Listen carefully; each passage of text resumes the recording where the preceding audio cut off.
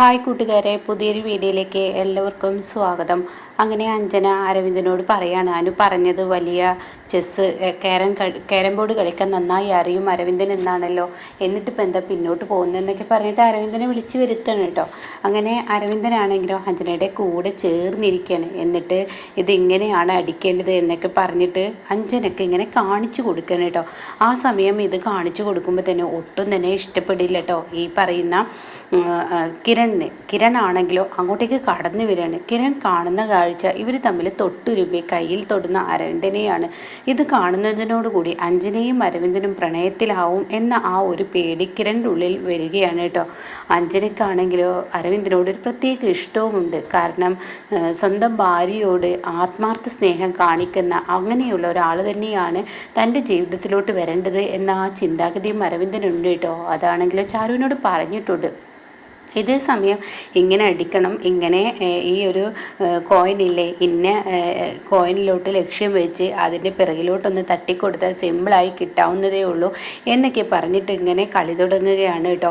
അങ്ങനെ തൊട്ടുരുമ്പി ഷോൾഡറോടും അതുപോലെ തന്നെ കൈകൊണ്ടും അങ്ങനെ രണ്ടുപേരും ഇങ്ങനെ തൊട്ടുരുമ്പുന്നത് കാണുമ്പോൾ ഈശ്വര, തനിക്ക് പറയാനില്ല, വാക്കുകളില്ല, തനിക്ക് കലിയടക്കാൻ കഴിയുന്നില്ല, തനിക്ക് ദേഷ്യം കയറുന്നു, തൻ്റെ ഭ്രാന്ത് ഇങ്ങനെ പിടിക്കുകയാണ്. താൻ ആ കോഫിയുമായി വന്ന് പെട്ടെന്ന് ആ കോഫി ക്യാരം ബോർഡിലോട്ട് എന്ന വിധത്തിൽ അരവിന്ദൻ്റെയും അഞ്ജനയുടെയും കയ്യിലോട്ട് അങ്ങ് പോയതുപോലെ, അതായത് തൻ്റെ കയ്യിൽ നിന്ന് അബദ്ധത്തിൽ വീണതുപോലെ അങ്ങ് കാണിക്കുകയാണ് കേട്ടോ. ഇതേ സമയം അരവിന്ദൻ അയ്യോ എൻ്റെ കൈ, അപ്പോഴേക്കും അഞ്ജന അയ്യോ എൻ്റെ കൈ പൊള്ളിയല്ലോ എന്നിങ്ങനെ പറയുന്നുണ്ട്. ആ സമയം എന്താ കിരൺ, നിനക്ക് കണ്ണ് കാണുന്നില്ലേ, നീ എന്താ കണ്ണ് കാണാത്തതുപോലെ ഇങ്ങനെ നടക്കുന്നത്? അയ്യോ ഞാൻ കണ്ടില്ല, നിങ്ങളുടെ കളി കണ്ടില്ല, പെട്ടെന്ന് എൻ്റെ കൈ അങ്ങ് കയ്യിൽ നിന്നും ഈ ഒരു കോഫി പോയതാണെന്ന് പറയാം കേട്ടോ. ഈ സമയം അനു പറയണേ, എന്നാലും ഞങ്ങൾ നല്ല രസത്തിൽ കളിച്ച് വരികയായിരുന്നു. അപ്പോഴേക്കും കിരൺ നല്ല രസം, നിൻ്റെ ചേട്ടൻ ഞാൻ കെട്ടാൻ പോകുന്ന പെണ്ണിനെ തൊട്ടുരുമ്പെന്ന് കാണുന്നതാണല്ലോ ഇത്ര വല്ലാത്ത രസം എന്നിങ്ങനെ മനസ്സുകൊണ്ട് കിരൺ ചിന്തിക്കുകയാണ്. അപ്പോഴേക്കും അഞ്ജന ദേഷ്യപ്പെടുകയാണ്. എന്തിനാ കിരൺ കളിക്കുന്നത് കുളമാക്കിയത്? ഞാൻ പറഞ്ഞല്ലോ സോറി, എൻ്റെ അടുത്ത് തെറ്റുപറ്റി, തെറ്റ് എൻ്റെ ഭാഗത്ത് നിന്ന് തന്നെയാണ്. അരവിന്ദ സോറി ഉണ്ട് കേട്ടോ, അനു സോറി, അഞ്ജന സോറി, എൻ്റെ അടുത്ത് തെറ്റുപറ്റി. ഇനിയിപ്പോൾ ആ ക്യാരം ബോർഡ് നാശമായില്ലേ, ഞാൻ എന്ത് ചെയ്യാനാണ്, ഞാൻ അറിഞ്ഞും കൊണ്ട് ചെയ്തല്ല, ഞാൻ ഒന്ന് വാങ്ങിത്തരാം. അപ്പോഴേക്കും അനു പറയണം അതിനൊന്നും ആവശ്യമില്ല.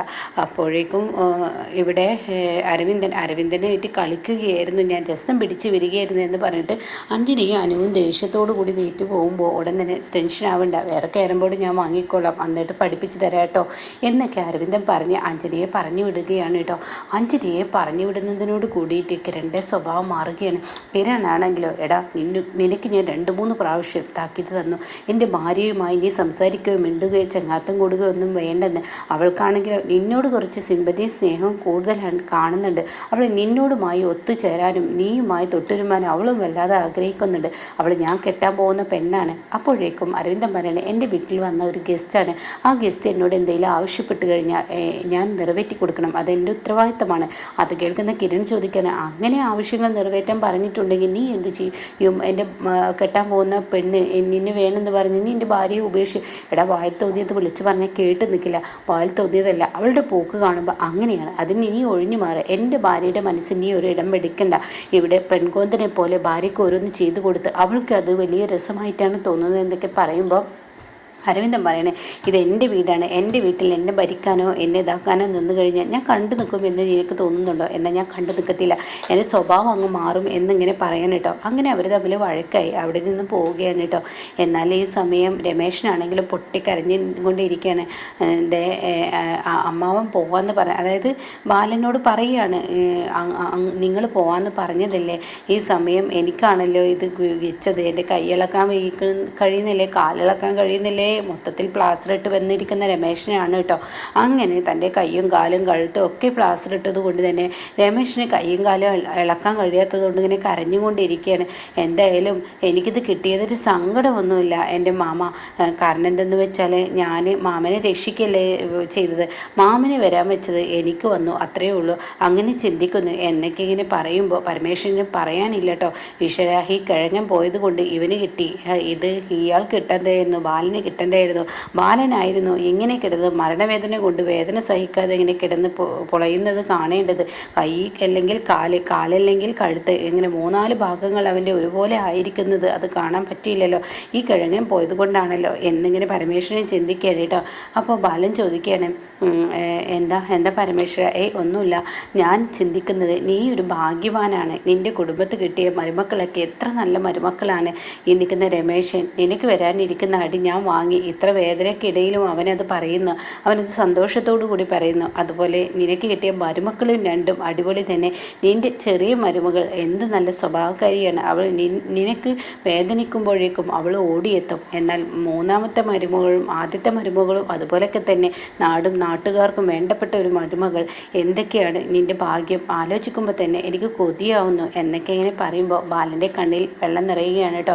മാഷ് പറയുകയാണ്, അങ്ങനെയൊന്നുമില്ല പരമേശ്വര, നീ വിചാരിക്കുന്നത് പോലെ അത്ര വലിയ ജീവിത സുഖമൊന്നും എൻ്റെ ജീവിതത്തിലില്ല. അത് കേൾക്കുന്നതിനോടുകൂടി എന്താ ബാല നീ പറയുന്നത്? നിനക്ക് എന്തെല്ലാം ഉണ്ട്, സമ്പാദ്യമുണ്ട്, അതുപോലെ മക്കളുണ്ട്, നല്ല മക്കളും നല്ല മരുമക്കളും എല്ലാം കിട്ടി. ഇനി എന്താ സന്തോഷമില്ലായിക? നീ വിചാരിക്കുന്ന പോലെയല്ല എൻ്റെ മൂത്ത മരുമകൾ ശ്രേയ. അവൾ ഈ വീടിൻ്റെ നാശം വിതക്കാൻ വേണ്ടി വന്നവളാണ്. അല്ലാതെ അവൾക്ക് ഈ വീട്ടിൽ ആരോടും ഒരു സ്നേഹമില്ല. എന്തിന് എൻ്റെ മകനെ പോലും അവൾ യൂസ് ചെയ്തുകൊണ്ട് ഇരിക്കുകയാണ്. അത് കേൾക്കുന്നതിനോടുകൂടി എന്താ ബാല നീ പറയുന്നത്? ഈശ്വര, ഞാൻ കേൾക്കാൻ ആഗ്രഹിച്ചതാലോ എൻ്റെ മുന്നിൽ കിട്ടുന്നു എന്നിങ്ങനെ പറയാണ് കേട്ടോ പരമേശ്വരൻ മനസ്സുകൊണ്ട്. അപ്പോഴേക്കും വെറുതെ അഭിനയിക്കുകയാണ്. എന്താ ബാല നീ പറയുന്നു, അങ്ങനെയൊന്നും പറയാതെ എന്നൊക്കെ പറയുമ്പോൾ, അല്ല, ഞാനൊരു പച്ചയായ സത്യമാണ് എന്നോട് തുറന്നു പറഞ്ഞത്. ഇത് പറയണമെന്ന് കരുതിയല്ല, പക്ഷെ അറിയാതെ കണ്ണിൽ വെള്ളം നിറഞ്ഞു പോയി. നീ ഇങ്ങനെ ചോദിച്ചപ്പോൾ ഞാൻ സുഖമായി ജീവിക്കുന്നു എന്ന് നീ കരുതുന്നുണ്ട്. എനിക്കത്ര സുഖജീവിതമൊന്നുമില്ല. എൻ്റെ മരുമകൾ അവൾ എങ്ങനെയാണ് എൻ്റെ മകനെ സ്വന്തമാക്കിയതെന്നുള്ള കഥകളൊക്കെ പറഞ്ഞു കൊടുക്കുകയാണ് കേട്ടോ. തൻ്റെ വീട്ടിൽ ഒരുപാട് ഉപദ്രവങ്ങൾ ചെയ്തും, അതുപോലെ തന്നെ ചാരുവിൻ്റെ കല്യാണ സമയത്ത് എൻ്റെ മകൻ ഒളിച്ചോടിയതും, പിന്നീട് ചാരുവിനെ ആകാശിനെ കൊണ്ട് കെട്ടിപ്പിച്ചതും, പിന്നീട് ആ ദേഷ്യത്തിന് അവൻ പ്രണയിച്ച പെണ്ണായിരുന്നു ഈ ശ്രേയ. ആ വൈരാഗ്യം അവൾ തീർക്കാനാണ് എൻ്റെ മകനെ കല്യാണം കഴിച്ചതും, അന്ന് കല്യാണം നടക്കാൻ വേണ്ടി എന്നെ കെട്ടിയിട്ടതും, ആ കതിർമണ്ഡപത്തിൽ കൊണ്ടുപോയിട്ടതും, അങ്ങനെയുള്ള കഥകളെല്ലാം പറഞ്ഞു കൊടുക്കണം കേട്ടോ. ഇതൊക്കെ കേൾക്കുന്ന പരമേശ്വരൻ, അപ്പം ഞാൻ മാത്രമല്ല, ഈ വീട്ടിലൊരു ശത്രു ഇവനുണ്ട് അല്ലേ, അവരിലൂടെ തന്നെ എനിക്ക് ഈ ഒരു കാര്യം ചെയ്യാൻ കഴിയും, ബാലനെ ഇല്ലാതാക്കാൻ കഴിയും, ബാലനെയും ബാലൻ്റെ കുടുംബത്തെയും എന്നൊക്കെ എന്നെ പറയാണ്.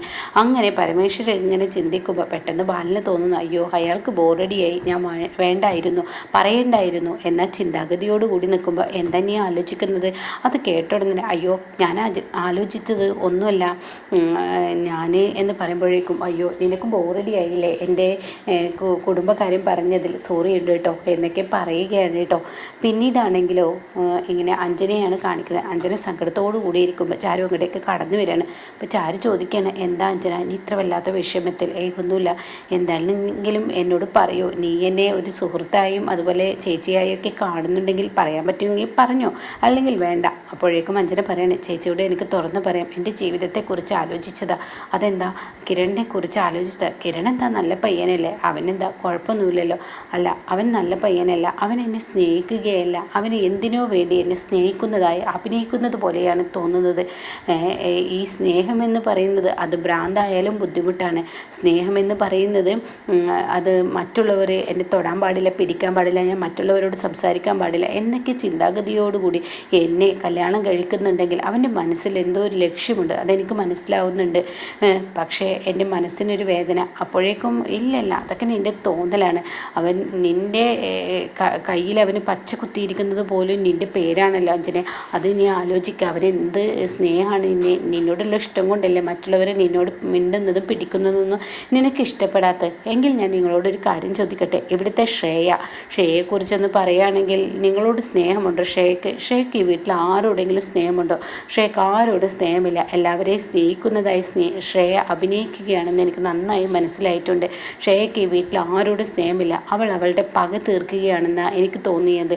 അവൾ ഈ വീട്ടിൽ മരുമകളായി വന്നത് പക തീർക്കാൻ വേണ്ടിയാണെന്ന് പറഞ്ഞിട്ട് അഞ്ജന അവിടെ നിന്ന് എണീറ്റ് പോകുമ്പോൾ ചരുവിന് അത് മനസ്സിൽ ശരിക്കും കൊണ്ടു കേട്ടോ. അപ്പോൾ ചരു മനസ്സുകൊണ്ട് ചിന്തിക്കുകയാണ്, ഈശ്വര പറഞ്ഞതിൽ എത്ര സത്യമുണ്ടായിരിക്കുന്നു എന്നിങ്ങനെ ചാരു ചിന്തിച്ച് പോവാണ് കേട്ടോ. അപ്പം ഇങ്ങനെയൊക്കെയുള്ള ഒരു എപ്പിസോഡാണ് ഇനി വരുന്നത് കേട്ടോ.